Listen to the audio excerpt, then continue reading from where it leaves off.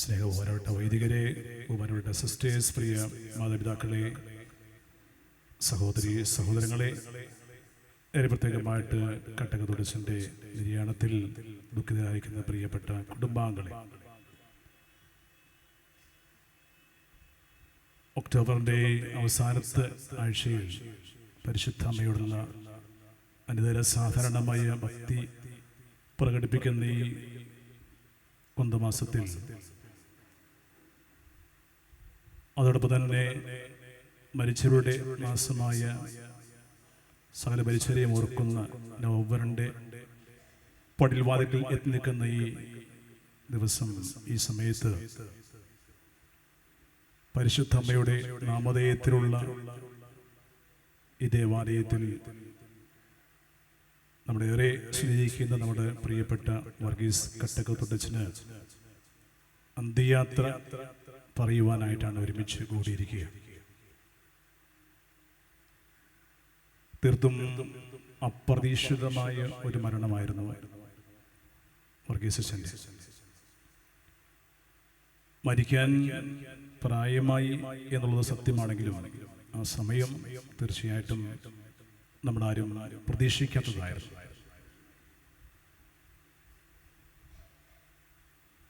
അച്ഛനേക്കാൾ മുമ്പ് വളരെയേറെ ആവശ്യനായി ശയ്യാവലംബിയായി മരണത്തെ കാത്ത് കിടക്കുന്ന പ്രിയപ്പെട്ട ജ്യേഷ്ഠനച്ഛൻ ഇരിക്കുമ്പോഴാണ് പ്രിയപ്പെട്ട അനിയൻ നമ്മളിന്ന് വേർപിരിഞ്ഞു പോവുക എന്നുള്ളതാണ് നമ്മളൊക്കെ ഏറെ ദുഃഖിപ്പിക്കുന്ന കാര്യം. അച്ഛനെ ഏറ്റവും അടുത്തറിയുന്നവർക്ക് ആ ദുഃഖം കുറച്ചും കൂടി ആഴം കൂട്ടും. അച്ഛൻ്റെ പ്രിയപ്പെട്ട കുടുംബാംഗങ്ങളെ സംബന്ധിച്ച്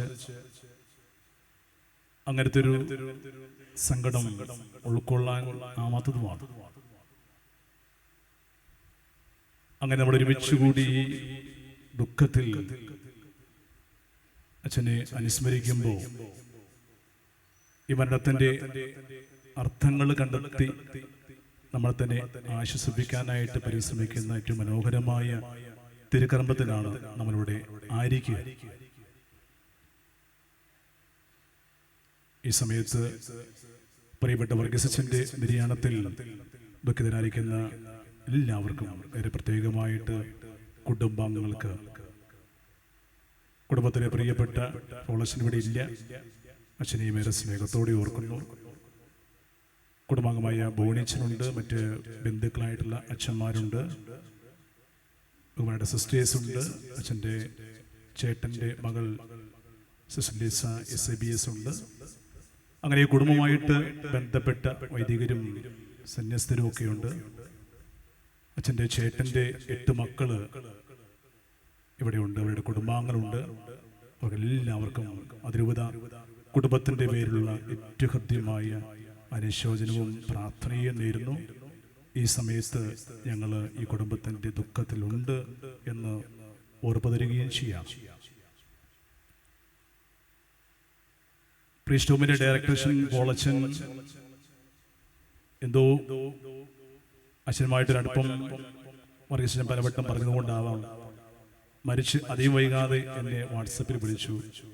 ബഹുമാനപ്പെട്ട വർഗീസ് അച്ഛൻ മരിച്ചു, ഹൃദയാഘാതമായിരുന്നു. ഒരാഴ്ച മുമ്പ് അച്ഛൻ പ്രീസ്റ്റ് ഹോമിൻ്റെ അകത്തളങ്ങളിലൂടെ നടക്കുകയും വർത്തമാനം പറയുകയും കളിചിരി പങ്കിടുകയും ചെയ്യുന്ന വർഗീസ് അച്ഛൻ പെട്ടെന്ന് അത്തരമൊരു സായാഹ്ന നടത്തത്തിൽ തൻ്റെ മുറിയുടെ മുമ്പിൽ വെച്ച് വീഴുകയും ഇടുപ്പിന് സാരമായ പരിക്കേൽക്കുകയും അതേ തുടർന്ന് LFലേക്ക് ആസ്പത്രിയിൽ അഡ്മിറ്റ് ആവുകയും ചെയ്തു. അതിൻ്റെ ഒടുവിലാണ് ഹൃദയാഘാതം മൂലം ഒരാഴ്ചയ്ക്ക് ശേഷം ഇത്തരമൊരു മരണം അച്ഛനെ സമീപിച്ചത്. കേട്ടപ്പോൾ തന്നെ എൻ്റെ പെട്ടെന്നുള്ള മറുപടി ഷോക്ക് എന്നായിരുന്നു. നമ്മളൊട്ടും പ്രതീക്ഷിക്കുന്നില്ല. കാരണം പതിവ് മുടക്കാതെ എല്ലാ മാസവും ഒരു ഫോൺ കോൾ അച്ഛനിൽ നിന്ന് മിക്കവാറും ഉണ്ടാകുമായിരുന്നു. വല്ലപ്പോഴും ഒടിച്ചു നിർത്തിയാൽ എല്ലാ മാസവും തന്നെ അച്ഛൻ വിളിക്കും, വിശേഷങ്ങൾ തിരക്കും. അങ്ങനെ മുടക്കമില്ലാതെയുള്ള ഒരു വലിയ കാരണവരച്ഛൻ്റെ വിളി ഇനി ഇല്ലാതെ പോകുന്നു എന്നുള്ളതാണ് എൻ്റെ ദുഃഖം. അങ്ങനെ വിശേഷം ചോദിക്കാൻ, കുശലം പറയാൻ, നേരം പോക്ക് പറയാൻ, വീട്ടിലെ വിശേഷങ്ങൾ അറിയാൻ ഇനി വർഗീസ് അച്ഛൻ ഇല്ല എന്നോർത്തപ്പോഴാണ് എൻ്റെ ദുഃഖം ഇരട്ടിച്ചത്. ഒരുപക്ഷെ അത്തരമൊരു വികാരം ഇവിടെ ഇരിക്കുന്ന പലർക്കും ഉണ്ടാകും. കാരണം വർഗീസ് അച്ഛൻ അത്രമേൽ വ്യക്തിപരമായിട്ട് എല്ലാവരുമായിട്ട് ബന്ധപ്പെട്ടിരിക്കുന്ന വ്യക്തിയാണ്. ഞാനിവിടെ പള്ളിയിൽ നിന്ന് പുറത്തേക്ക് ഇറങ്ങി അച്ഛനെ കണ്ട് പുറത്തേക്ക് ഇറങ്ങിയപ്പോൾ അഗ്വാലി സുബോധനിലെ വെൽഫെയർ സർവീസിൽ വർക്ക് ചെയ്തിരുന്ന സ്റ്റാഫായിരുന്ന ചേച്ചി എന്നെ കണ്ടപ്പോൾ പഴയ പരിചയം പുതുക്കി കൂട്ടത്തിൽ പറഞ്ഞത്, കഴിഞ്ഞ മാസം കൂടി അച്ഛ വർഗീസ് അച്ഛൻ എന്നെ വിളിച്ചുള്ളൂ. കാരണം ആ ചേച്ചിയുടെ ഭർത്താവ് കോവിഡ് സമയത്ത് മരിച്ചതാണ്. അധികം പരിപാടിക്ക് പോകാത്ത വർഗീസ് അച്ഛൻ ഈ ചേച്ചിയുടെ ആ കുടുംബത്തിൽ ഇനി നാഥ മാത്രം അവശേഷിക്കുന്നത് മനസ്സിലാക്കി ആ ദുഃഖത്തിൽ ആ കുടുംബത്തിന്റെ ഉറ്റ സുഹൃത്തായി മാറുന്ന വർഗീസ് അച്ഛൻ ആ ഭർത്താവിന്റെ, ഈ ചേച്ചിയുടെ ഭർത്താവിന്റെ മരണക്കുർബാനയിൽ പങ്കുചെല്ലാൻ ചെന്നു എന്നുള്ളത് ആ ചേച്ചി വളരെ അത്ഭുതത്തോടെയാണ് എന്നോട് ഇപ്പോ ഈ ഒരു ചെറിയ ഗ്യാപ്പിൽ പറയുന്നത്. അങ്ങനെയാണെങ്കിൽ എന്തുമാത്രം അച്ഛനെ കുറിച്ചുള്ള വ്യക്തിപരമായ ഓർമ്മകൾ ഓരോരുത്തർക്കും പറയാനുണ്ടാവും. ഒരുപക്ഷേ എനിക്ക് വർഗീസ് അച്ഛൻ ഒരു അപ്പനെ പോലെയായിരുന്നു. അച്ഛൻ്റെ വലിയ കരുതലും സ്നേഹവും ഒക്കെ ആവോളം അനുഭവിച്ചൊരു വ്യക്തിയാണ് ഞാൻ. 30-35 വർഷം മുമ്പ് വല്ലം ഇടവകയിലെ വികാരിയായിട്ട് ഉള്ള ആ ബന്ധം മുതൽ പിന്നീട് ഇപ്പുറം 2014 മുതൽ 17 വരെ സുബോധനയില് സന്ത സഹചാരിയായി ഒരുമിച്ച് ഒരു അപ്പനും മകനും പോലെയുള്ളൊരു ആത്മബന്ധത്തിലേക്ക് ആ കഥ വളരുമ്പോൾ തീർച്ചയായിട്ടും ഞങ്ങൾക്കിടയിൽ വല്ലാത്തൊരു മനപ്പൊരുത്തമുണ്ടായിരുന്നു, ഒരു ആത്മീയമായ ഊഷ്മളമായ ബന്ധമുണ്ടായിരുന്നു. എനിക്ക് അത്രമേൽ ഒരു ഹൃദയസ്പർശിയായ അച്ഛനുമായിട്ടുള്ള ഒരു വൈകാരികമായ കഥ പറയാനുണ്ടെങ്കിൽ ഒരുപക്ഷെ വിട്ടിരിക്കുന്ന പല വൈദികർക്കും പല സമർപ്പിതർക്കും മറ്റു പല അൽമായർക്കും ഒക്കെ അത്തരത്തിലുള്ള 100 അനുഭവങ്ങൾ പേർത്തും പറയാനുണ്ടാവും.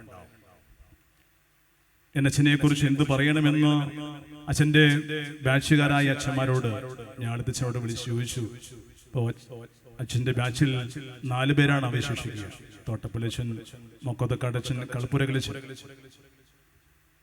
അപ്പോ അതോടൊപ്പം നാട്ടുകാരായ നമ്മുടെ തോമസ് കല്ലിക്കാരനച്ഛനും ഞാൻ പോളി ചക്കനച്ഛനോടും ചോദിച്ചു, ചെറുവള്ളിയച്ഛൻ, അങ്ങനെ അച്ഛനുമായിട്ട് ബന്ധപ്പെട്ട എന്നേക്കാൾ ഒരുപക്ഷെ കൂടുതൽ അറിയാവുന്നവര് എൻ്റെ അച്ഛനുമായിട്ട് അനുഭവത്തിന്റെ പരിധിക്കപ്പുറം പറയാൻ സാധിക്കുന്നവരൊക്കെയാണ് ഈ പറയുന്ന വൈദികരും സമർപ്പിതരുമൊക്കെ. അവരുടെയൊക്കെ മനസ്സിൽ തീർച്ചയായിട്ടും അച്ഛനെ കുറിച്ച് എത്രയോ സ്നേഹത്തിന്റെ കഥകളാണ് പറയാനുള്ളത്. അത്തരം അനുഭവ ശേഖരത്തിൽ ഞാൻ പറയുന്നത് വെറും ഒരു ചിന്ത മാത്രമായിരിക്കും, ഒരു ശകലം കൂട്ടിച്ചേർക്കൽ മാത്രമായിരിക്കാൻ സാധ്യതയുണ്ട്. വർഗീസിനെ ഓർക്കുമ്പോൾ എൻ്റെ മനസ്സിൽ ആദ്യമായിട്ട് വരുന്നൊരു കാര്യം, കുലീനത്വമുള്ള ഒരു കുടുംബത്തിലെ കുലീനത്വമുള്ള ഒരു വൈദികനായിരുന്നു ബഹുമാനപ്പെട്ട വർഗീസ് കട്ടക്കകത്തുട്ടച്ഛൻ. കുലീനത്വമുള്ള ഒരു കുടുംബത്തിലെ കട്ടക്കകത്തൊട്ട് കുടുംബത്തിലെ കുലീനത്വമുള്ള ഒരു വൈദികൻ, അത്തരമൊരു വൈദികന്റെ പേരാണ് ഈ പറയുന്ന വർഗീസ് അച്ഛൻ. ഈ നാട്ടിൽ ഈ മുഴിക്കുളം പ്രദേശത്തും ഇടവകയിലൊക്കെ അംഗീകാരവും ആദരവും നേടിയ ഒരു കുടുംബമാണ് കട്ടക്കകത്തൊട്ട് കുടുംബം. വർക്കി താണ്ടമ്മ ദമ്പതികളുടെ 4 മക്കളിൽ 3 പേർ, 2 പേർ വൈദികരായും ഒരാള് സമർപ്പിത വഴിയും തെരഞ്ഞെടുത്തപ്പോൾ തന്നെ അത് വലിയൊരു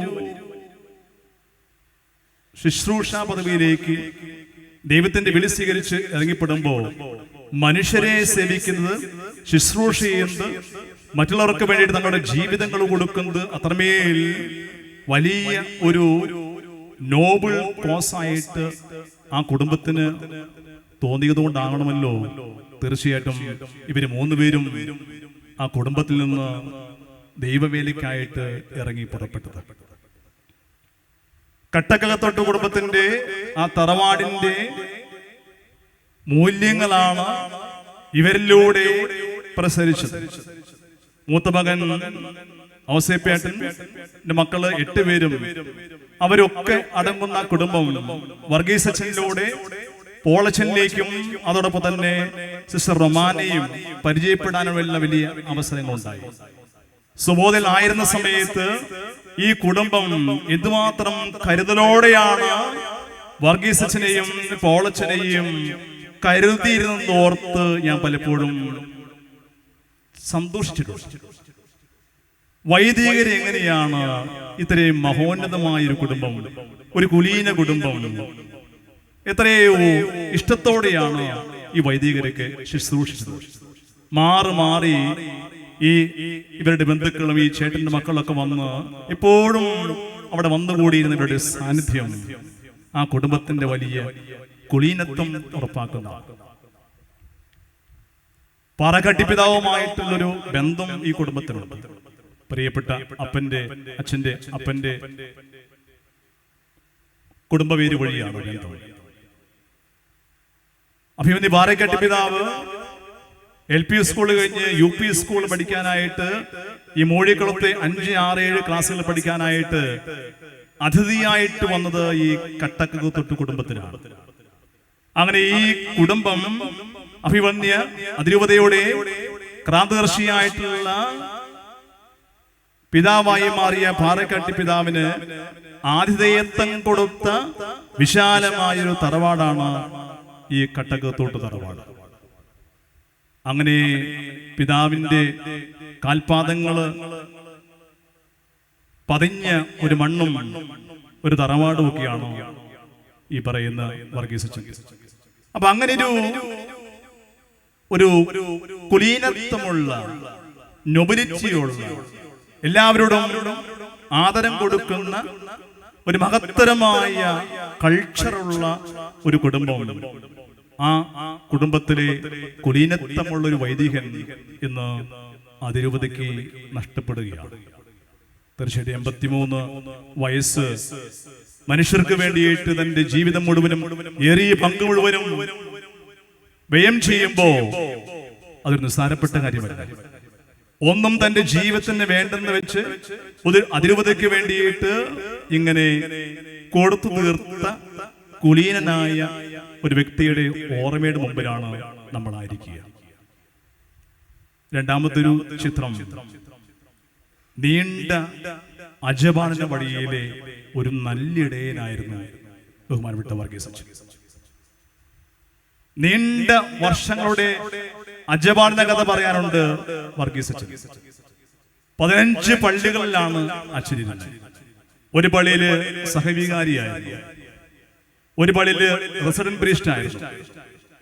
അങ്ങനെ നോക്കുമ്പോ എത്രയോ പള്ളികളിൽ എത്രയോ ജനങ്ങൾക്ക് വേണ്ടിയിട്ടാണ് ഈ വർഗീസ് അച്ഛൻ സേവന തൽപരനായി, ഒരു നല്ല ഇടയനായി, ഒരിടയന്റെ ചൂരും ചുരുക്കുമുള്ള ഗന്ധമുള്ള സുവിശേഷത്തിന്റെ സ്പർശമുള്ള ഒരു നല്ല വൈദികനായിട്ട് മാറി. ഈ നല്ലിടയന്റെ മുഖമുദ്ര എന്ന് പറയുന്നത് കരുതൽ, പ്രോത്സാഹനം, അതോടൊപ്പം തന്നെ സൗഹൃദമായിരുന്നു. അത്രമേൽ വ്യക്തികളെ കരുതിയിരുന്ന ഒരു വ്യക്തിത്വമായിരുന്നു വർഗീസ് അച്ഛൻ. അത്രമേൽ മറ്റുള്ളവരെ പ്രോത്സാഹിപ്പിക്കുമായിരുന്നു. അച്ഛന്റെ സൗഹൃദം വലിയ കൊട്ടിഘോഷമൊന്നുമില്ല, ആരും അറിയില്ല. പക്ഷേ അത്ര ഒരു വലിയ മരത്തിലേക്ക് ചേക്കേറിയ ആ സൗഹൃദത്തിന്റെ തണൽ പറ്റിയ നിരവധി പേരാണ് ഇവിടെ ഇരിക്കുന്നതൊക്കെ. ഈ അച്ഛന്റെ പ്രോത്സാഹനം ഏറ്റുവാങ്ങിയ ഒരാൾ കൂടിയാണ് ഞാൻ. വല്ലത്ത് അച്ഛൻ വികാരിയായിരിക്കുന്ന സമയത്ത് ഞാൻ അവിടെ അൽത്താരബാലനായി. അച്ഛൻ എന്തുമാത്രമാണ് എന്നെയൊക്കെ പ്രോത്സാഹിപ്പിച്ചത്. ഞാൻ നന്നായിട്ട് ലേഖനം വായിക്കുമായി. എന്റെ പള്ളിയിൽ നിന്ന് വീട്ടിലേക്കുള്ള ദൂരം ചേലാമറ്റം ഭാഗത്താണ്. 2-3 കിലോമീറ്റർ വരും. പക്ഷെ എല്ലാ ദിവസവും ഞാൻ എന്റെ വലിയപ്പച്ചനും മകനും കൂടി അൽത്താരയിൽ കൂടാനായിട്ട്, കുർബാനയ്ക്ക് കൂടാനായിട്ട് ഓടുമായിരുന്നു. പക്ഷെ ഈ അച്ഛൻ അങ്ങനെയൊക്കെ വന്നിരുന്ന കുട്ടികളൊക്കെ എന്തോരാണ് പ്രോത്സാഹിപ്പിച്ചത്. അച്ഛൻ തന്ന അന്നത്തെ ഏറ്റവും വിലപിടിപ്പുള്ള ഒരു പാസ്റ്റർ പാരീസിന്റെ മാതാവിന്റെ രൂപം ഇപ്പോഴും ഞാൻ ഓർക്കുന്നുണ്ട്. ഒരു ഗോൾഡൊക്കെ പതിച്ചു. അങ്ങനെയൊക്കെ അച്ഛൻ തന്ന പ്രോത്സാഹനമാണ് വൈദിക വഴിയിലേക്ക് നീങ്ങാനായിട്ട് എന്നെ പോലുള്ള ഒരാളെ സഹായിച്ചു. അതിന്റെ പ്രേരണയാണ്. തിരുവാതിര സഖ്യത്തിൽ വരുമ്പോ എത്ര പ്രാവശ്യമാണ് അച്ഛൻ പച്ചപ്യാരി തന്നെ എന്നെയൊക്കെ കുതിപ്പിച്ചത്. എല്ലാ കുട്ടികൾക്കും ഒരു ബോക്സ് നിറയെ ഒരു ടിന്നുമായിട്ട് അച്ഛൻ വരും, മിഠായിയുമായിട്ട് എല്ലാവർക്കും കൊടുക്കും കുട്ടികൾക്ക്. അതിനുശേഷം അച്ഛൻ മുകളിൽ നിന്നിട്ട്, അന്ന് താഴത്ത് വല്ലത്തെ പള്ളിയുടെ മുറ്റം മണലുള്ളതാണ്, മുകളിൽ നിന്ന് അച്ഛൻ കുറെ മിഠായി ഞങ്ങളെ കൊതിപ്പിക്കാൻ വേണ്ടി ഇട്ടു തരും. ഞങ്ങൾ എല്ലാവരും പോയി എടുക്കും, പെറുക്കി എടുക്കും, അത് വാശിക്കും. അങ്ങനെയൊക്കെ ഞങ്ങളെ പ്രോത്സാഹിപ്പിച്ചോ. അതൊക്കെ പിന്നീട് വൈദിക ജീവിതത്തിൽ എവിടെയൊക്കെയോ അച്ഛൻ അറിയാതെ ഒരു പ്രേരണ ചെലുത്തുന്നുണ്ടായിരുന്നു.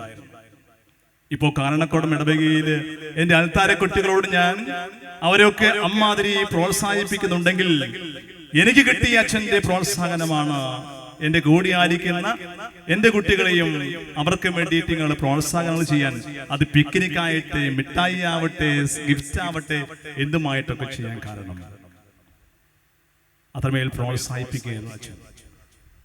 അച്ഛന്റെ സൗഹൃദം വലിയ ഒച്ചപ്പാടും ബഹളമൊന്നും കാണില്ല, ഹായമയൊന്നുമില്ല. പക്ഷെ ആഴമുള്ള സൗഹൃദം സൂക്ഷിക്കുന്ന ഒരു നല്ല വൈദികൻ.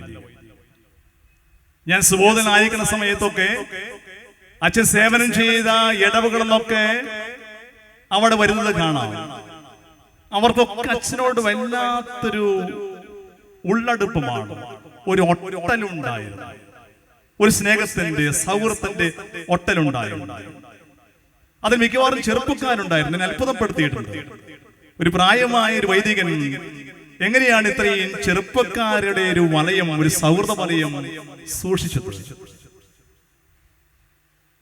അവരൊക്കെ മാറി മാറി ഓരോ ഇടവുകളിൽ നിന്ന് വന്ന്, അതകപ്പറമ്പാവട്ടെ, എടക്കുന്നാവട്ടെ, കച്ചേരിപ്പടിയാവട്ടെ, അച്ഛനിരുന്ന എല്ലാ സ്ഥലങ്ങളിൽ നിന്നും മാറി മാറി ആളുകൾ വന്ന് അച്ഛന്റെ ആ സൗഹൃദ സ്നേഹത്തിൽ അതിന്റെ മധുരം നുകർന്ന് അച്ഛനെയും സന്തോഷിപ്പിച്ചു പോകുന്നത് കണ്ടപ്പോ വൈദിക ജീവിതത്തിന്റെ നല്ല ഇടയന്റെ ഭാവം ഇത്രമേൽ ഹൃദയസ്പർശിയാണെന്ന് ഒരിക്കൽ കൂടി എനിക്ക് അടിവരയിടേണ്ടി വന്നു.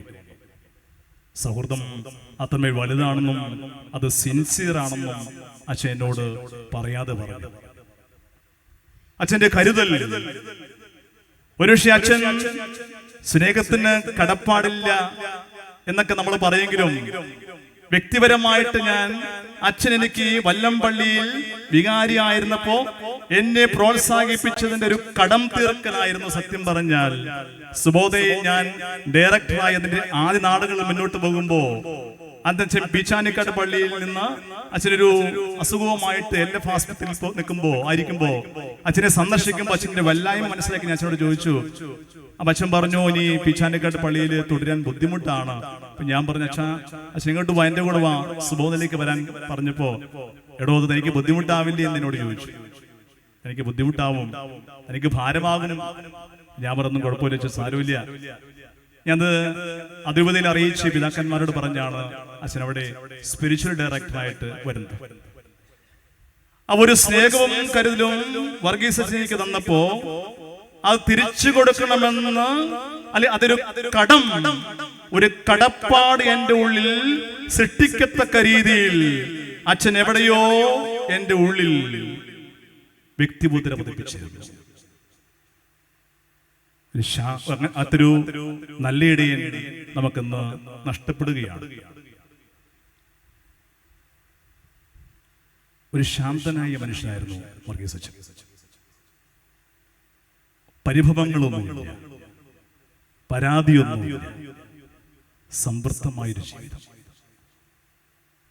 ഞാൻ ചോദിച്ച അച്ഛന്മാരോടൊക്കെ നിങ്ങളുടെ വർഗീസ്, ഞാനിത് ചിലപ്പോഴേ മറ്റച്ഛന്മാരോടൊക്കെ ചോദിച്ചപ്പോഴൊക്കെ ഏറ്റവും ആദ്യം എല്ലാ അച്ഛന്മാരും കട്ടക്കത്തൊടച്ചിനെ കുറിച്ച് പറഞ്ഞ ഒരു കാര്യമാണ്, വളരെ ശാന്തനായൊരു വൈദികൻ, വളരെ ഹമ്പിളായൊരു എളിമയുള്ളൊരു വൈദികൻ, ഒരു ജാടയുമില്ല, ഒരു പരാതിയുമില്ല. 3-5 വർഷമായിട്ട് പ്രീസ്റ്റ് ഹോമിൽ താമസിക്കുമ്പോ കൊടുക്കുന്ന എന്തോ അതൊക്കെ സ്വീകരിച്ച് അച്ഛന്റെ വല്ലായ്മയിലും ആരോഗ്യ പ്രതിസന്ധിയിലും ഒക്കെ സംതൃപ്തമായിട്ട് മുന്നോട്ട് പോവുകയായിരുന്നു. ഒന്നിനെ കുറിച്ചൊരു പരിഭവങ്ങളില്ല, പിറുപിറുക്കലില്ല. കിട്ടാത്തതിനെ കുറിച്ചൊക്കെയാണല്ലോ നമ്മുടെ പലപ്പോഴും പരിഭവങ്ങളൊക്കെ.